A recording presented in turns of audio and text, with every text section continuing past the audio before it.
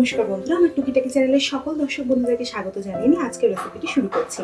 আমি আজকে তৈরি করে দেখাবো একটা নিরামিষ পদ।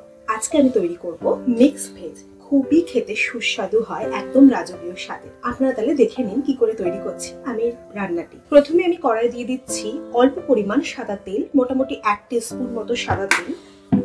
এই মিক্স ভেজ রান্নাতে পনির দরকার পড়ে, সেই পনিরটাই আমি এখন ভেজে নেব।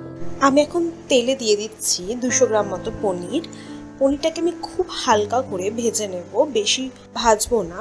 দিয়ে দিচ্ছি সামান্য একটু লবণ, এতে পনিরটা একটু সফট থাকবে আর পনিরের ভেতরে লবণটাও ঢুকবে। দেখুন বন্ধুরা, পনিরটা একটু হালকা করে আমি ভেজে নিয়েছি। এবার আমি এটা তুলে রাখবো। কড়াইয়ে যে পরিমাণ তেল আছে তা যথেষ্ট নয়, তাই আমি আরও কিছুটা তেল দিয়ে দিলাম। মোটামুটি আরও 3 টেবিলস্পুন মতো তেল আমি দিয়ে নিচ্ছি। এখন আমি দিয়ে দিচ্ছি সমস্ত কেটে রাখা সবজিগুলো, যেমন গাজর, আলু, বিনস, ক্যাপসিকাম। আমি খুব হালকা করে ভেজে নেবো, এমন নয় যে খুব কড়া করে ভাজতে হবে, জাস্ট শ্যালো ফ্রাই করলেই হয়ে যাবে, যাতে সবজির গায়ে হালকা আঁচ লাগে এমনভাবেই সবজিগুলোকে আমি ভেজে নেব।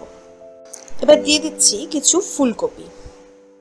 আমি সমস্ত সবজিগুলিকে 200 থেকে 250 গ্রামের মধ্যেই রাখার চেষ্টা করেছি। আপনারা আপনাদের পরিমাণ বুঝে সবজি নিয়ে নেবেন, সেই জন্যই আমি পনিরটাকেও 200 গ্রামের মধ্যেই রেখেছি। এখন দিয়ে দিচ্ছি খানিকটা লবণ দিয়ে সমস্ত সবজিগুলোকে ভেজে নিলে সবজির ভেতরেও লবণটা ঢুকবে আর সবজিগুলো খুব নরম হয়ে যাবে। আপনারা আপনাদের পছন্দ মতো সবজি ব্যবহার করতে পারেন। দেখুন বন্ধুরা, আমি ফ্লেমটাকে হাই রেখেই কিন্তু সমস্ত সবজিগুলোকে ভাজা ভাজা করে নিচ্ছি। খুব বেশি ফ্রাই আমি করছি না, জাস্ট হালকা শ্যালো ফ্রাই করে নিচ্ছি, যাতে সবজির গায়ে হালকা একটু আঁচ লেগে যায়। এখন আমি সবজিগুলোকে সব তুলে রাখছি। কড়াইয়ে যে তেলটা আছে সেটা আমি বদলাবো না, কারণ সবজির সমস্ত গন্ধ, স্মেলগুলো এই তেলের মধ্যে আছে, সেটা চেঞ্জ করার দরকার নেই। এটার মধ্যেই আমি যদি রান্নাটা করি তাহলে কিন্তু স্মেলটাও থাকবে বা টেস্টটাও থাকবে। আমি কড়াইয়ে 2 চামচ মতো তেল আছে, তার সাথে দিয়ে দিচ্ছি 50 গ্রাম মতো বাটার। বাটারটা দিলে খুব সুন্দর একটা টেস্ট হয়, সেজন্য আমার বাটারটা দেওয়া। আপনারা আপনাদের সবজির পরিমাণ বুঝেই বাটার দিতে পারেন। আমি তো সমস্ত সবজি 200 থেকে 250 গ্রামের মধ্যে করে রেখেছি। আপনারা চাইলে শুধু সাদা তেল দিয়েও রান্নাটা করতে পারেন। আমি এখন বাটার দেওয়ার পর দিয়ে দেব কিছু শুকনো মশলা, যেমন এখানে আমি নিয়ে নিয়েছি 2টো শুকনো লঙ্কা, একটা দারচিনি স্টিক, 3টে ছোট এলাচ, 2টো লবঙ্গ আর 1 টিস্পুন গোটা জিরে। আমি সবটাই দিয়ে দিলাম। মশলাগুলো থেকে খুব সুন্দর একটা মিষ্টি মিষ্টি গন্ধ বেরোলেই আমি দিয়ে দিচ্ছি আগে থেকে আদা কাঁচা লঙ্কা বাটা। আদা আর কাঁচা লঙ্কাটা একটু ভাজা ভাজা হোক, ততক্ষণ চলুন একটি মশলা আমি তৈরি করে নেব।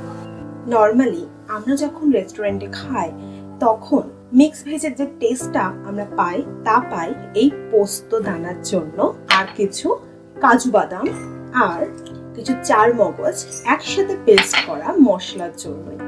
আমি এখানে 2 টিস্পুন মতো পোস্ত দানা, 1 মুঠো কাজু আর 1 টিস্পুন চার মগজ ব্যবহার করছি। খুব সামান্য একটু জল দিয়ে আমি এটার একটা মিহি পেস্ট বানিয়ে নেব। এটাই আমি রান্নায় ব্যবহার করব, আর এই মশলাটাই রান্নায় অসাধারণ যে রাজকীয় টেস্ট সেটা এনে দেবে।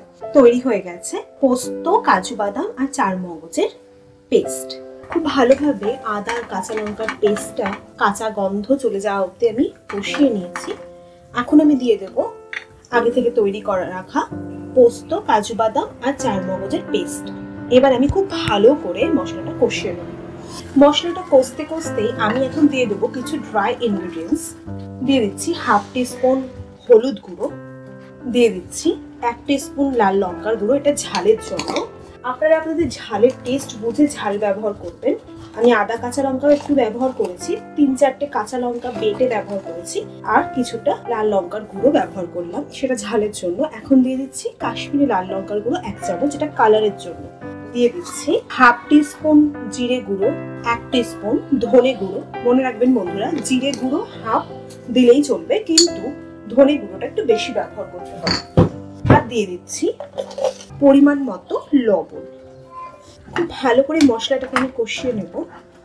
মশলা খুব ভালো করে কষানো হয়ে গেছে, দেখতে পাচ্ছেন সাইড থেকে তেল রিলিজ করছে, তার মানেই হলো মশলা খুব ভালো মতো কষানো হয়ে গেছে। আমি এখন দিয়ে দিচ্ছি 100 গ্রাম পরিমাণে কড়াইশুঁটি। কড়াইশুঁটিটা দেওয়ার পর আমি আরো ভালো করে মশলাটাকে কষিয়ে নেব কড়াইশুঁটির সাথে, তাতেই কড়াইশুঁটি মোটামুটি সেদ্ধ হয়ে যাবে। দিয়ে দিচ্ছি খুব সামান্য পরিমাণে একটু জল। মশলার সাথে কড়াইশুঁটিটাকে কষাতে কষাতেই আমি দিয়ে দিচ্ছি স্বাদ অনুযায়ী একটু চিনি। রান্নায় আমি ব্রাউন সুগার ব্যবহার করি, নর্মাল সুগারের থেকে ব্রাউন সুগার খাওয়া বা জাগরি পাউডার খাওয়া অনেক ভালো, সেজন্য আমি পরিমাণ মতো একটু চিনি ব্যবহার করছি। এতে রান্নার টেস্টটা খুব এনহ্যান্স করে। মিক্স ভেজ রান্না খুব একটা ঝাল হয় না, একটু মিষ্টি মিষ্টি ঝাল ঝাল হয়, তাই আমি চিনিটা ব্যবহার করলাম। আবারও খুব ভালো করে চিনিটাকে মিক্সড করে নিচ্ছি। মশলা কষাতে কষাতে রোজকার মতো আজকেও আপনাদের কাছে একটি অনুরোধ রাখছি, যদি রান্নাটি ভালো লেগে থাকে তাহলে একটি লাইক করে দেওয়ার জন্য এবং আপনজনদের কাছে শেয়ার করে দেওয়ার জন্য অনুরোধ রইল। আর যারা আমার চ্যানেলে নতুন ভিজিট করছেন তাদের কাছে অনুরোধ রইল একটু সাবস্ক্রাইব করে দেওয়ার জন্য। আর যারা তা অলরেডি করেছেন তাদেরকে অসংখ্য ধন্যবাদ।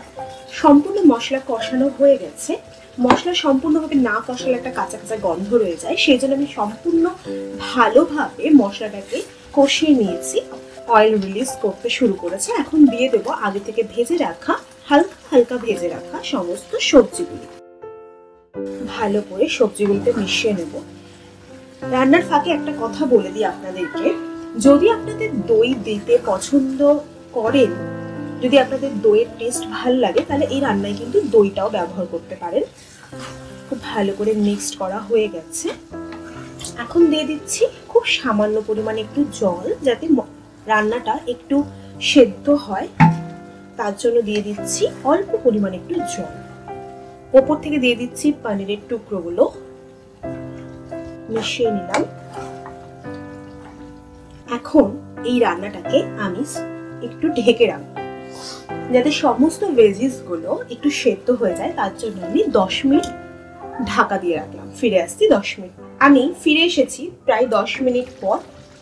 লিডটা ওপেন করছি। আশা করি সমস্ত সবজি সেদ্ধ হয়ে গেছে। আমি দেখে নিচ্ছি। হ্যাঁ বন্ধুরা, সমস্ত সবজি সেদ্ধ হয়ে গেছে আর ঝোলটাও একদম টেনে এসেছে। তৈরি হয়ে গেছে আমার অসাধারণ রাজকীয় স্বাদের এই মিক্স ভেজ রান্নাটি। আপনারা যদি কেউ ঝোল ঝোল খেতে চান তাহলে অল্প একটু ঝোল রাখতে পারেন, নয়তো একদম শুকনো শুকনো করেও ফেলতে পারেন। বাড়িতে তৈরি করে ফেলুন এই মিক্স ভেজ রান্নাটি, আর রুটি পরোটার সাথে উপভোগ করুন। ভালো লেগে থাকলে একটি লাইক করে দেওয়ার জন্য অনুরোধ রইল। আবারও আজকে তাহলে আসি।